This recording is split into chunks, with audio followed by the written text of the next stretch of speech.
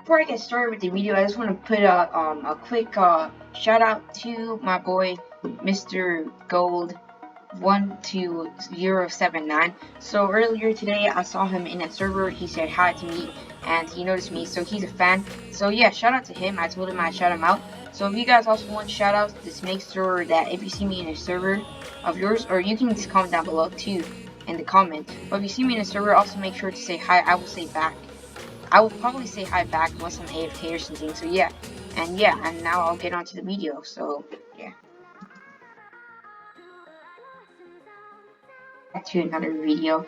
So I'm sorry first of all for not uploading a video recently, and today, yeah, I decided I just want to do a quick cross country video. So yeah, I just want to show the basics of how to cross country in this game. And yes, so basically what I like to do in this first corner, I just hit the brakes, slam it, take this corner really clean.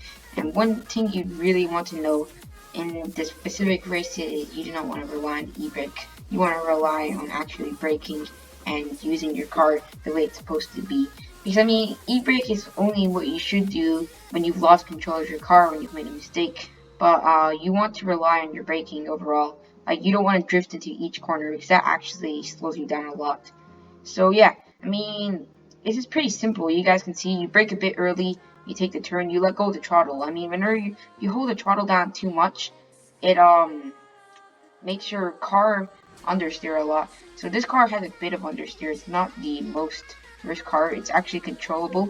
It's like the McLaren Senna, but with an extensive body appearance. So I mean, if you just want looks, you can get this car. But I'm just using this as a demonstration. So in these corners, you try and take them in the inside, and then like you have to watch out for this one I just passed right now because it's leaning and it's a bit slanted, so you could go under it if you're not careful. But I mean, sometimes it's best to go on the inside. You always want to brake early and then turn without holding the throttle, and those are how you make the most sharpest turn, according to my opinion.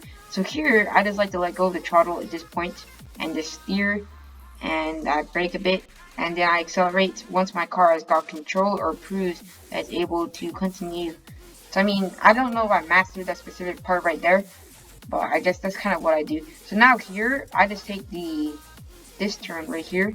You always actually, you know what, I actually made that mistake. So that past turn, the second checkpoint I just passed, you want to go on the right side of it actually, and then accelerate from there and take a left turn. So I don't know if you guys know what I mean, but this turn here, you can e-brake. It's pretty good. I mean, it depends on what car you're using. A car like the Veneno can e-brake really, really well.